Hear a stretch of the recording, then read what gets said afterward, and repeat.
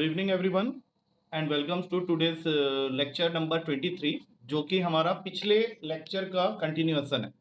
पिछले लेक्चर में हमने डेफिनेट इंटीग्रेशन के बेसिक डेफिनेशन से रिलेटेड क्वेश्चंस किए थे और आज हम उसके प्रॉपर्टीज को लेके एक एक करके हम सारे प्रॉपर्टीज को डील करेंगे और उससे रिलेटेड 1 और 2 क्वेश्चंस करते हुए जाएंगे जो कि ऑलरेडी तुम्हारे पेपर में आ चुके हैं।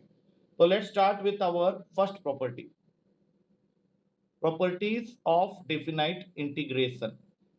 अच्छा, ये वो सेक्शन होता है जहां से तुमको डेफिनेटली एक या दो क्वेश्चन आउट ऑफ 3 क्वेश्चंस, जो डेफिनेट इंटीग्रेशन के 3 क्वेश्चंस आते हैं उसमें से एक या दो क्वेश्चन इन प्रॉपर्टीज को लेके आते हैं। तो इस लिस्ट में जो सबसे पहली प्रॉपर्टी होती है वो ये कहता है कि अगर a टू b तुम किसी फंक्शन f(x) का इंटीग्रेशन कर रहे हो और उसमें तुमने क्या किया, उसकी लिमिटिंग वैल्यूज को आपस में बदल दिया, तो आंसर वही रहेगा but it will take a minus sign in front of it.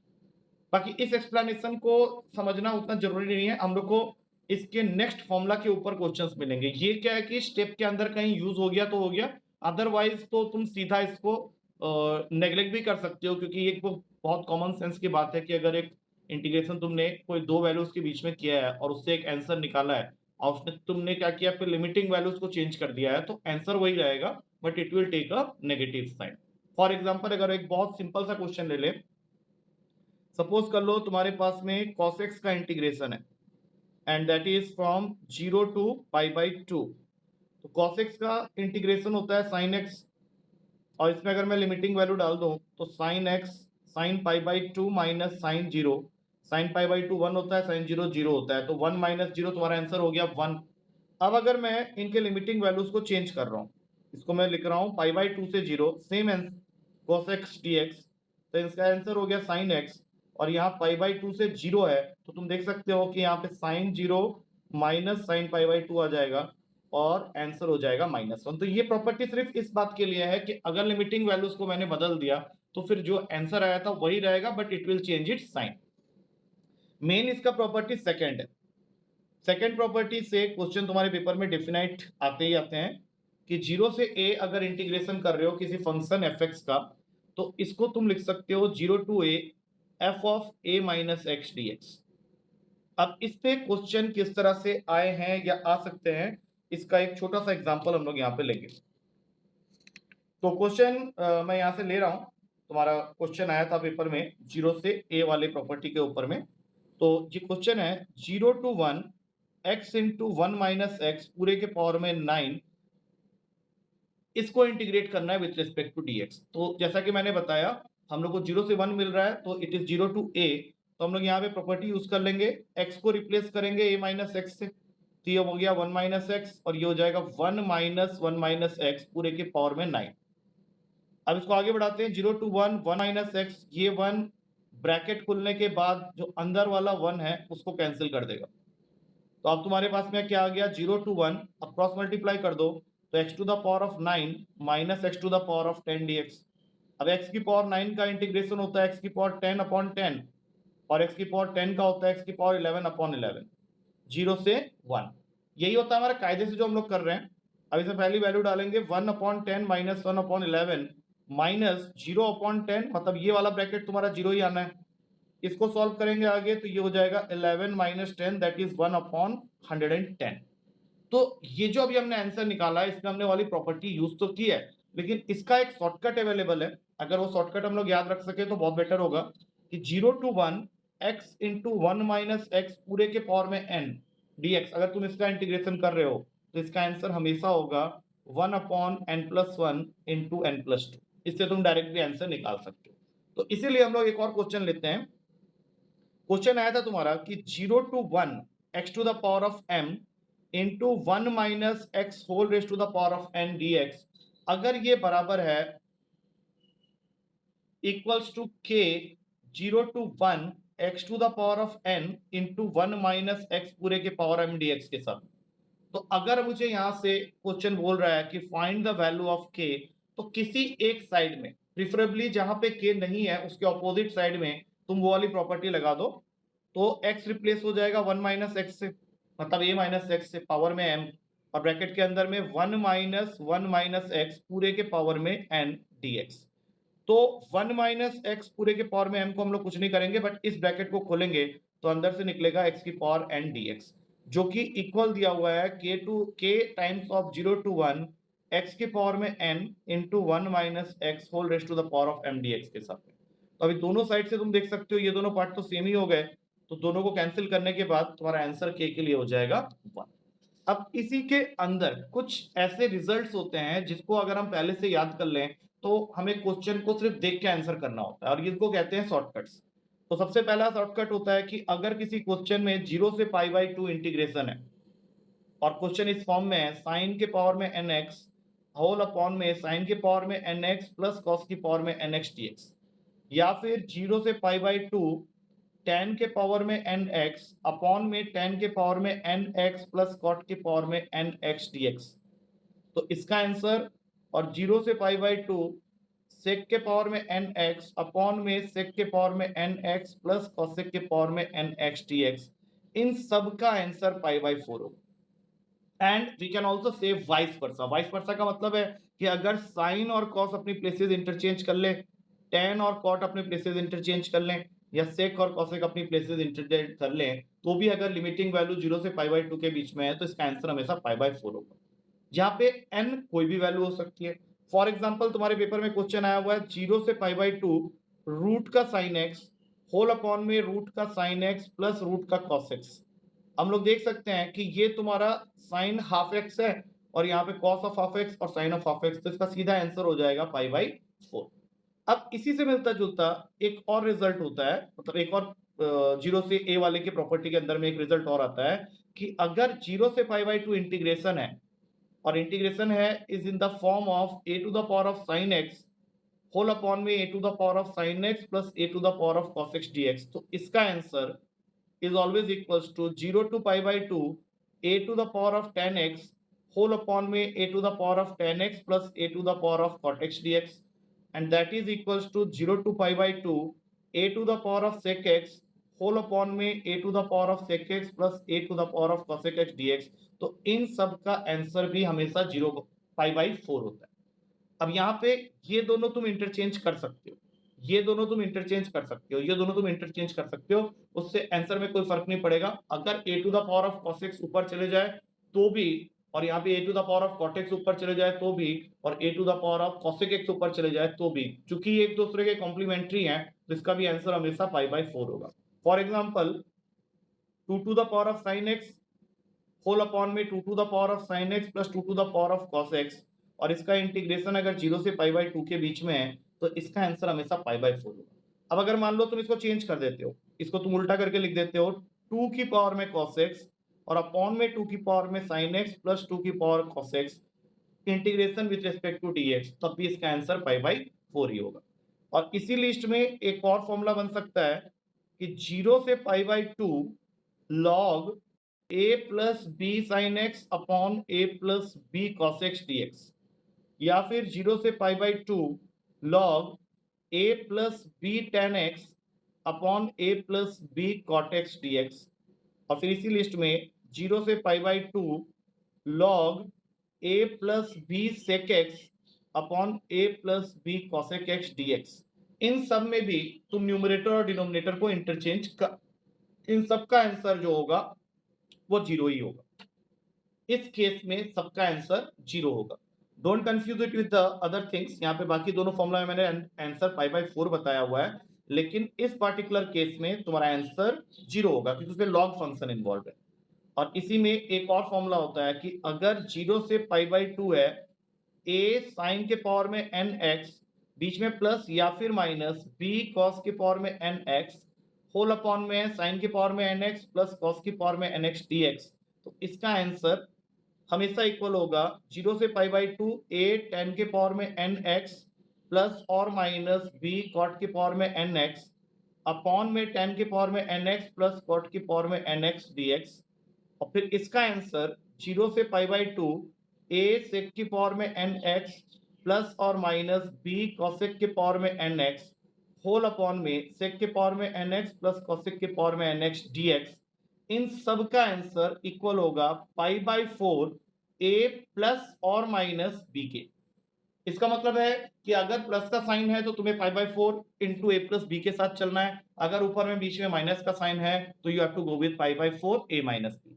For example 2 है ऊपर, साइन के पावर में cube x plus 3 cos cube x और अपॉन में sine cube x plus cos cube x. अगर इस फॉर्म में क्वेश्चन है तो इसका आंसर हो जाएगा पाई by 4 2 plus 3 that means 5 pi by 4। तो इस फॉर्मेट में अगर कोई भी क्वेश्चन आता है तो इन सब में जीरो से ये वाली प्रॉपर्टी ही लग रही है, लेकिन इन सब का एक फाइनल आंसर मैंने तुम लोग को दे दिया है so that you don't have to waste your time there. Next property होती है third property, that is A to B. अगर तुम इंटीग्रेशन कर रहे हो किसी भी क्वेश्चन का एफ एक्स डी एक्स तो इसको हमेशा लिखा जा सकता है a to B f of A plus B minus x d x.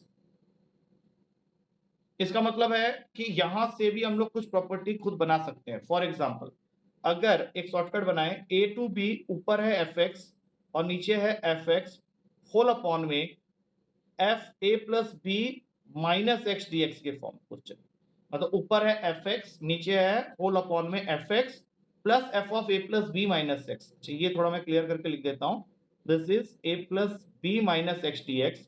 तो इसका आंसर हमेशा इक्वल होगा half of B minus A के साथ। अब इसमें एक छोटा सा एग्जांपल मैं दिखा देता हूं। सपोज करो तुमको एक क्वेश्चन मिलता है जिसमें लिखा हुआ है पाई बाई 6 से pi by 3 dx upon 1 plus root 10x। अब ये क्वेश्चन आया हुआ है तुम्हारे पेपर में पहले, तो इसको हम लोग कन्वर्ट कर लेंगे इस फॉर्म में। इसमें करना क्या है, सीधी सी बात है, ये पाई बाई 6 से पाई बाई 3 रहा, रूट 10x को root sine x upon root cos x के फॉर्म में ब्रेक कर लो, तो ये बन जाएगा root cos x whole upon में root cos x plus root sine x. अब तुम इसमें देख सकते हो कि तुम्हारा जो एफ एक्स है वो रूट कॉस एक्स है ऊपर और नीचे दोनों में, और f of A plus B minus x करोगे तो pi by 6 plus pi by 3 minus x cos के साथ लगा रहे हो 30 प्लस 60 माइनस एक्स, तो रूट साइन एक्स हो जाएगा। तो इस पूरे का आंसर हो गया half of a minus b, मतलब pi by 3 minus pi by 6। Solve करके देख लेना, ये आंसर बन जाएगा हमारा पाई बाई 12। तो ये एक और प्रॉपर्टी हमने यहाँ पे कवर कर ली। अब चलते हैं चौथे प्रॉपर्टी की तरफ। चौथे प्रॉपर्टी में भी ए टू बी वाला इंटीग्रेशन है, लेकिन ये यूजुअली हम लोग मॉडुलस फंक्शन के लिए यूज करते हैं, और इसमें हम लोग को क्या करना होता है, हम लोग को इसको ब्रेक करके लिखना है in the form of A to C f x d x plus C to B f x d x. मतलब सेम क्वेश्चन को हमने ब्रेक कर लिया है। ये किस बेस पे हमने ब्रेक किया है कि ए जो है वो सबसे छोटी वैल्यू है, सी जो है वो बीच की वैल्यू है और बी सबसे बड़ी वैल्यू है। इसका एक सीधा एग्जांपल हम लोग देख लेंगे। क्वेश्चन आया था तुम्हारे पेपर में -3 to 2 f x d x, इसकी वैल्यू दे रखी है 7/3, और एक और वैल्यू है -3 to 9 f x d x, इसकी वैल्यू दे रखी है माइनस का 5/6, और क्वेश्चन तुमको कह रहा है कि find 2 to 9 f x d x की वैल्यू, इसकी वैल्यू हमें फाइंड करनी है। तो जैसा कि मैंने बोला, सबसे पहले हम लोग आइडेंटिफाई करेंगे कि इसमें सबसे छोटी वैल्यू जो है जिसको हम लोग ए का नाम देंगे वो -3, और जो बीच बीच की वैल्यू है वो है c दैट इज 2, और जो सबसे बड़ी वैल्यू है वो है 9। तो फॉर्मूला के अकॉर्डिंग इसकी ब्रेकिंग हो गई -3 to 9 f x d x is equals to -3 to 2 f x d x plus 2 to 9 f x d x. ये हमने इसकी ब्रेकिंग कर दी। अब हम लोग को देखना ये है कि क्वेश्चन में हमें कौन कौन सी वैल्यू गिवन है। फॉर एग्जाम्पल यहाँ मैं देख सकता हूँ कि -3 to 9 f x d x की वैल्यू मुझे गिवन है एज -5/6, -3 जो है वो भी हमें गिवन है दैट इज 7/3, और जो मुझे निकालना है वो यहाँ साइड में लिखा हुआ है 2 to 9 f x d x. तो सीधा अभी नेक्स्ट स्टेप में क्या होगा कि ये 7/3 यहाँ के बन जाएगा -7/3, और यहाँ से तुमको आंसर मिल जाएगा 2 to 9 f x d x का, जो कि आ रहा है माइनस का 19/6। तो इस तरह से हम लोग ब्रेकिंग को देख सकते हैं, और इसका खासा यूज होता है मॉडुलस फंक्शन के क्वेश्चन के लिए। तो एक क्वेश्चन मॉडुलस का भी ले लेता हूं। यहाँ पे तुम्हारा क्वेश्चन आया हुआ है -1 to 1 इंटीग्रेशन करना है modulus of x d x. तो सीधी सी बात है, सबसे छोटी वैल्यू हो गया a that is equals to -1, और सबसे बड़ी वैल्यू हो गई b that is equals to 1। तो ये जो बीच बीच की वैल्यू होती है ये हमेशा तब निकलेगी जब हम लोग मॉडुलस फंक्शन के अंदर लिखे हुए फंक्शन को जीरो के इक्वल करें। तो यहाँ तो ऑलरेडी x लिखा हुआ है, तो x को जीरो के इक्वल कर दो, तो ये जो जीरो आया है ये वो बीच वाली वैल्यू दैट इज c। तो अब इसकी ब्रेकिंग क्या हुई कि it is equals to -1 to 1 modulus of x dx is equals to -1 से 0 modulus of x d x plus 0 to 1 modulus of x d x. अब हम लोग को ये सोचना है कि अगर मॉडुलस में है तुम्हारा फंक्शन और इंटीग्रेशन की लिमिटिंग वैल्यू है -1 से 0, तो -1 से 0 के बीच में अगर कोई वैल्यू मैं लेके मॉडुलस के अंदर डालता हूं तो वो नेगेटिव ही होगी। तो जब उसको हम लोग बाहर निकालेंगे तो माइनस का साइन बना के निकालेंगे। अभी हमने इंटीग्रेशन किया नहीं है, लेकिन अभी हम लोग इसके बाद इसका इंटीग्रेशन भी करना है। हमने सिर्फ उसका साइन डिसाइड किया फंक्शन का। देन 0 से 1 पॉजिटिव वैल्यू को कंटेन करेगा, तो इसको मॉडुलस के अंदर डाल के जब वैल्यू को बाहर निकालोगे तो वो x dx हो जाएगा, दैट इज फ्रॉम 0 to 1। अब इंटीग्रेशन कर लो। सबको पता है कि x का इंटीग्रेशन x² 2 होता है, बाकी -1 लगा दो बाय डिफॉल्ट, और -1 से 0 प्लस x का x² 2 फिर 0 से 1।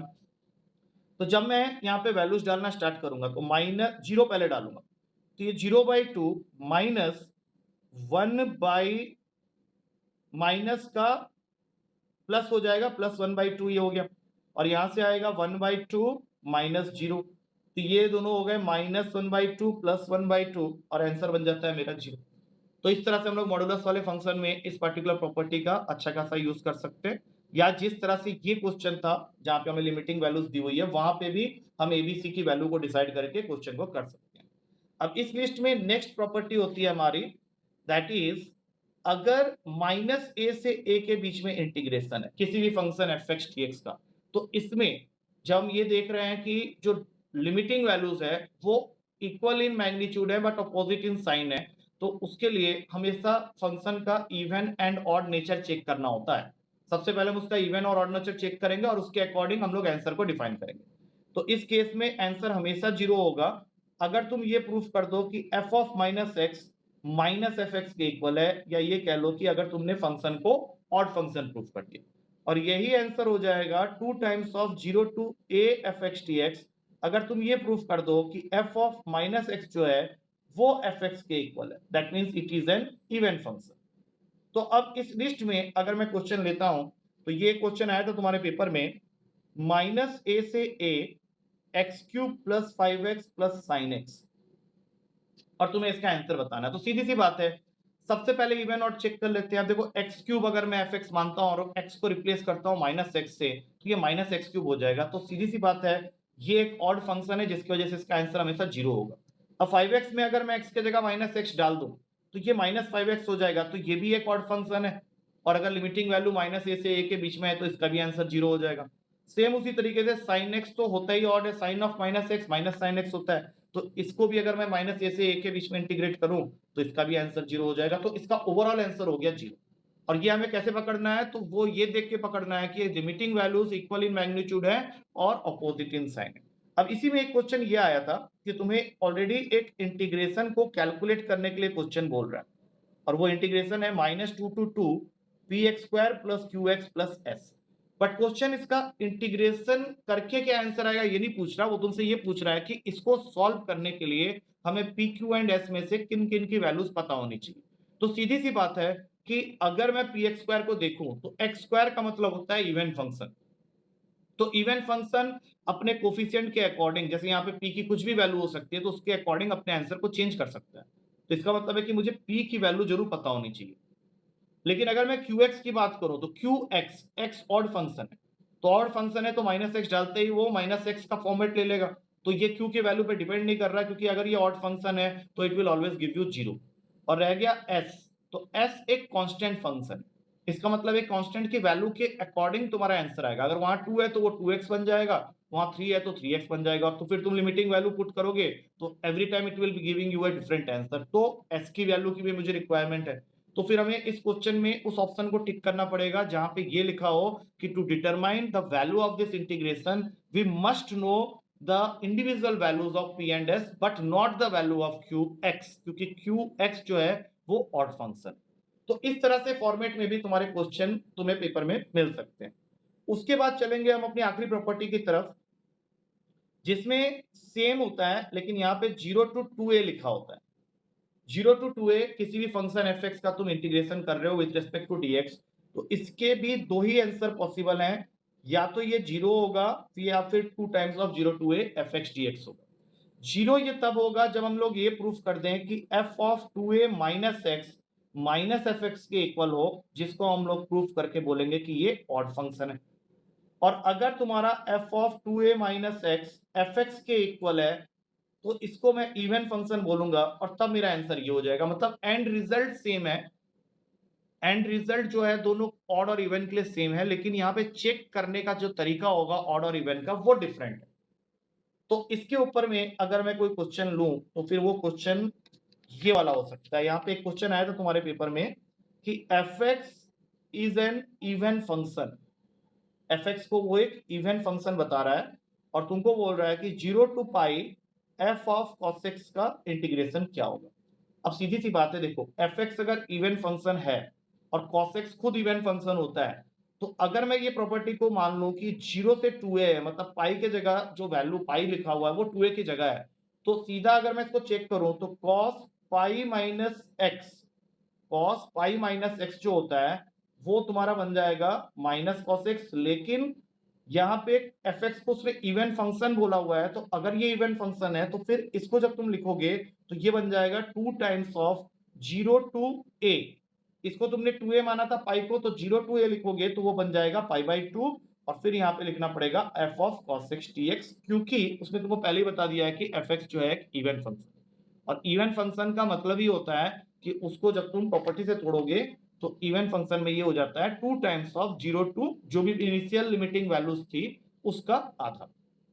अब इसी में एक ऐसा क्वेश्चन लेते हैं जिसमें दोनों प्रॉपर्टी यूज हो जाएंगे। जैसे तुम्हारा ये क्वेश्चन आया था माइनस पाई से पाई साइन के पावर में 4x होल अपॉन में साइन के पावर में 4x प्लस कॉस की पावर में 4x dx। अब अगर मैं इस क्वेश्चन को देखूं तो यहाँ पे मुझे दिख रहा है कि लिमिटिंग वैल्यू माइनस ए से ए के बीच में है, तो हम इस पूरे फंक्शन का नेचर चेक कर लेते हैं कि ये इवन है या ऑड है। तो साइन एक्स के जगह अगर मैं माइनस एक्स डालता हूं तो फिर ये बन जाएगा माइनस साइन एक्स, लेकिन इसका जो पावर 4 है जो कि इवन पावर है वो उसको अगेन प्लस साइन 4 के एक्स में कन्वर्ट कर देगा। सेम चीज यहाँ भी होनी है, सेम चीज यहाँ भी होनी है, तो इसका मतलब हमने ये प्रूफ कर दिया कि ये इवन फंक्शन। तो इवन फंक्शन इस केस में क्या करता है कि इसको कर लेंगे 2 times of 0 to a that is 0 to pi sine की पावर में 4x होल अपॉन में साइन की पावर में 4x प्लस कॉस की पावर में 4x dx। अब इसके बाद हम लोग को चेक करना है अकॉर्डिंग टू दैट प्रॉपर्टी जो अभी हमने पढ़ा था। मतलब इसको मान लो ये 2a है, अब 0 से 2a के बीच में जब फंक्शन को चेक करना होता है इवन या ऑड के लिए तो हम लोग फिर x को रिप्लेस करते हैं 2a माइनस एक्स से।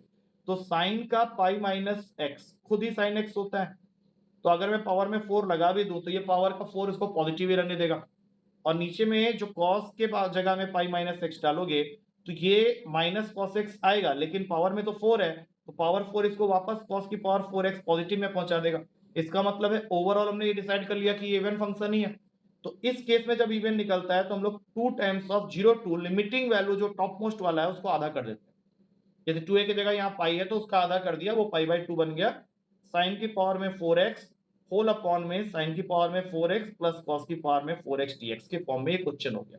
और इसके लिए मैंने अभी शॉर्टकट बताया था कि 0 से पाई बाई 2 के बीच में अगर साइन की पावर nx होल अपॉन में साइन की पावर nx प्लस कॉस की पावर nx के फॉर्म में क्वेश्चन है तो उसका आंसर हमेशा पाई बाई 4 होता है। तो इसको हम लोग सीधा रिप्लेस करेंगे पाई बाई 4 से, 2 टू द 4 कैंसिल हो गया और आंसर रह गया खाली पाई। तो with that we come to the end of all the properties of definite integration. और इस पर्टिकुलर वीडियो में मैंने प्रॉपर्टीज से रिलेटेड क्वेश्चन कराते कराते कुछ शॉर्टकट्स भी तुम्हें बताए हैं, तो ये सारे के सारे तुम्हारे पेपर पॉइंट ऑफ व्यू से बहुत इंपॉर्टेंट है।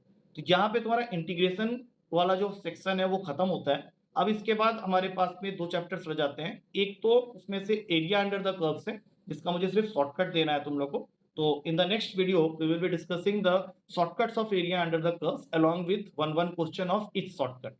और पेपर में इस पर्टिकुलर चैप्टर से 2 क्वेश्चन आते हैं जिसमें से एक क्वेश्चन डेफिनेटली उन 15 शॉर्टकट में से एक होगा, और बाकी एक क्वेश्चन ये डिपेंड करता है कि अगर तुमने फिगर बना के कॉर्नर पॉइंट्स निकाल के रिक्वायर्ड एरिया को फाइंड आउट करने के लिए इंटीग्रेशन करने तक का स्पीड मेंटेन करते हो तभी उस क्वेश्चन को अटेंड करना, otherwise you can neglect that question. और उसके बाद फिर हमारा आने वाले उस क्लास के बाद जो 2 वीडियोस होंगे वो लास्ट चैप्टर होगा तुम्हारा कैलकुलस का differential equation. So that we will see. अब नेक्स्ट क्लास में हम लोग मिलते हैं तो उसमें हम लोग एरिया अंडर द कर्व्स के शॉर्टकट डिस्कस करेंगे। So till then take care and thank you to all of you.